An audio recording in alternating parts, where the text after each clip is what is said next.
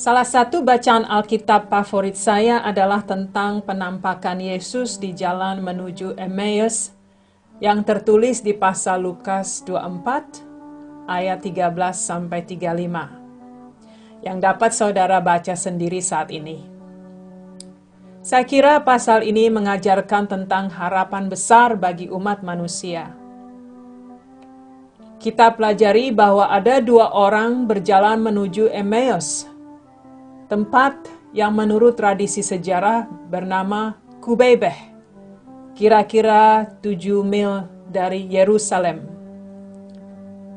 Salah satu dari mereka adalah Kleopas.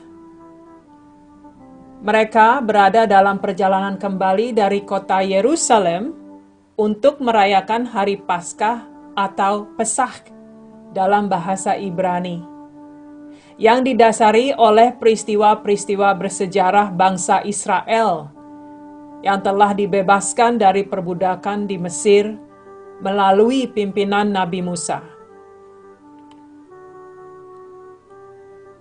Dalam perbincangan yang begitu serius akan hal yang mereka dengar, saya hanya dapat membayangkan hati mereka begitu berat dan mungkin hilang akan harapan baik yang mereka nanti-nantikan. Mereka mendengar tentang peristiwa yang baru saja terjadi, yaitu hukuman mati atas Yesus yang telah disalibkan. Namun mereka juga mendengar bahwa tubuh Yesus yang dikuburkan telah punah dari kuburan batu. Malaikat telah mengatakan bahwa Yesus hidup. Mereka sebenarnya sangat berharap bahwa Yesus adalah Mesias yang akan membebaskan bangsa Israel dari kuasa pemerintahan Romawi. Di tengah perbincangan itu, Yesus bergabung dengan mereka sebagai orang asing yang tak mereka kenali. Mereka merasa aneh dengan orang ini yang tidak tahu akan peristiwa besar yang baru saja terjadi. Yesus melihat kesedihan hati mereka dan ingin sekali menghibur mereka. Saya membayangkan apakah yang ada dalam pikiran mereka saat itu. Mungkin saja pertanyaan, apakah orang yang baru saja dipermalukan dan disalib benar-benar Mesias yang telah dinanti-nantikan oleh bangsa Israel?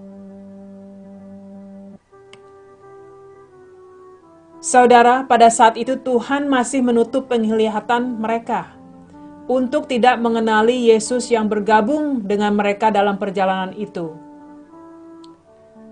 Yesus juga mengajarkan Alkitab suci akan segala nubuat tentang dirinya yang telah dituliskan oleh para nabi-nabi sebelumnya. Saudaraku, bukankah banyak dari kita yang pernah mengalami kesedihan dan kehampaan dalam hidup? Hilang akan harapan baik, di mana hati dan pikiran kita terpusat penuh akan masalah yang kita hadapi. Sehingga kita tak menyadari bahwa Tuhan Allah bersama kita. Dia mendampingi hidup kita, berjalan bersama kita dalam Roh Kudus-Nya. Mungkin kita berpikir bahwa kita berjalan sendiri, tanpa harapan, merasa ragu apakah Tuhan Allah benar-benar mendengar doa-doa kita.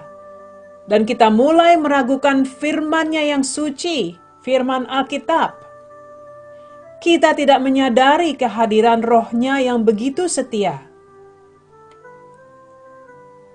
Saudaraku, hanya kuasa Roh Kudus yang dapat memberi pengertian yang dalam tentang kasih Allah bagi anak-anak-Nya. Pengertian yang benar tentang Allah dan kasih-Nya akan dapat membawa kembali harapan damai sejahtera dan sukacita yang hilang. Kembali pada kisah perjalanan ke Emmaus, sesampai di rumah mereka, mereka belum mengenali Yesus. Mereka mengundang Yesus untuk tinggal bersama mereka malam itu.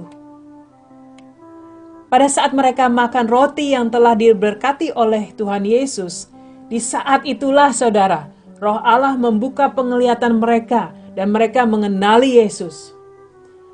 Betapa besar sukacita yang mereka rasakan.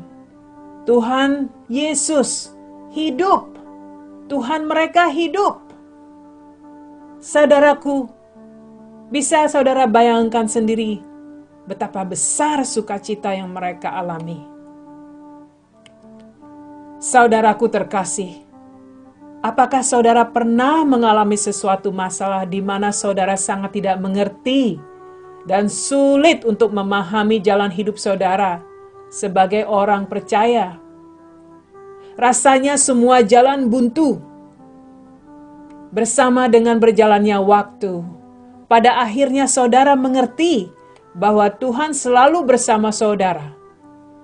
Saudara berada dalam perjalanan hidup di mana iman dan kasih saudara pada Tuhan sedang diuji. Dan dari hal itu saudara belajar bertumbuh dalam iman, yang pada akhirnya iman saudara menjadi lebih kuat.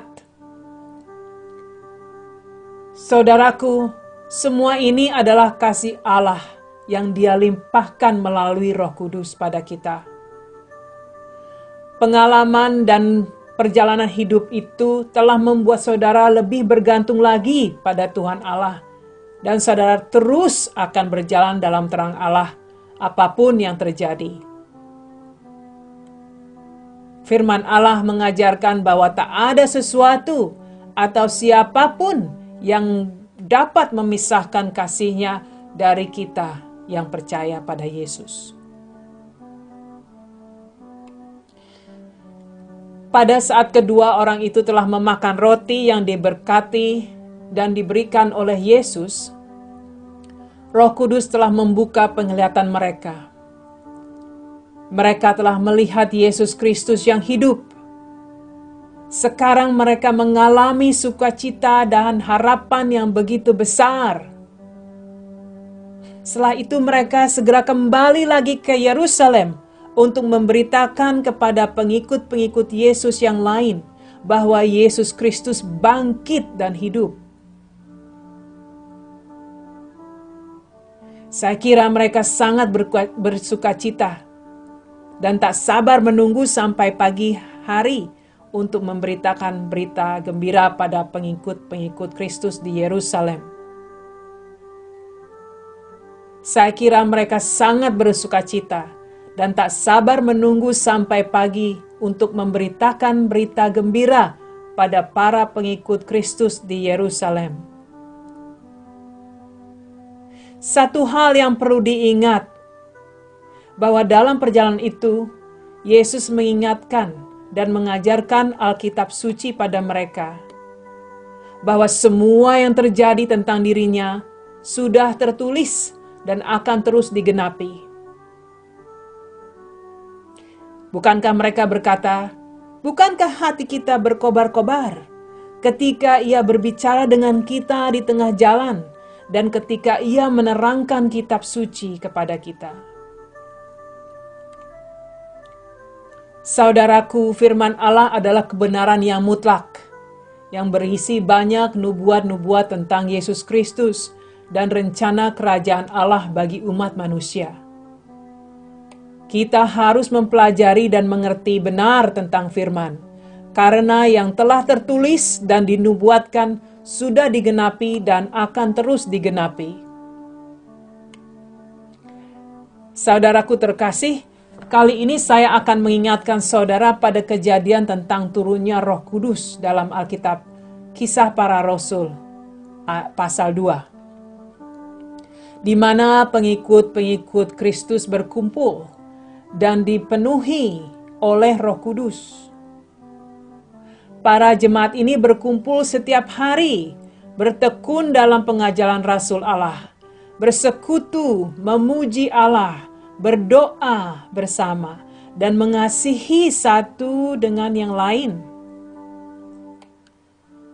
Mereka bersukacita dan penuh harapan akan Kristus, dan mengalami perubahan hidup saudara.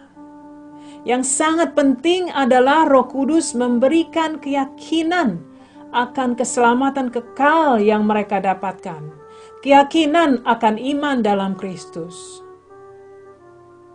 Kuasa Roh Kudus membawa mereka bersama.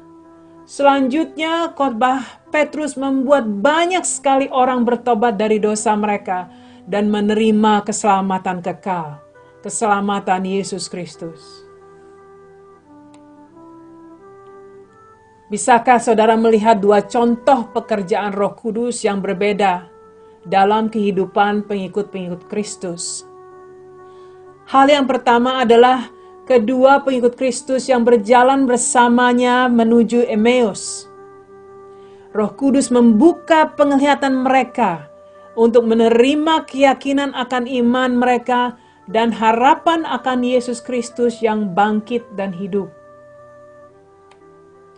Hal yang kedua adalah pada hari Pentakosta, Roh Kudus mengambil kedudukan dan bertahta dalam hidup mereka, merubah hidup dan memberi kuasa pada jemaat untuk melakukan pekerjaan kerajaan Allah, menjadi saksi-saksi akan kebenaran Tuhan Allah, menjadi saksi-saksi akan kebesaran Tuhan Allah.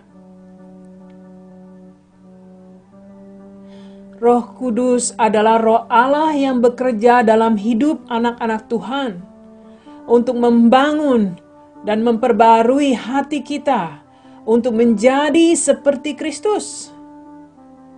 Kita harus menerima kebenaran dan percaya akan Injil kebenaran dulu, saudara, sebelum kita dapat melihat pekerjaan Roh Allah dalam hidup kita dan bisa membagikan kesaksian baik pada orang lain.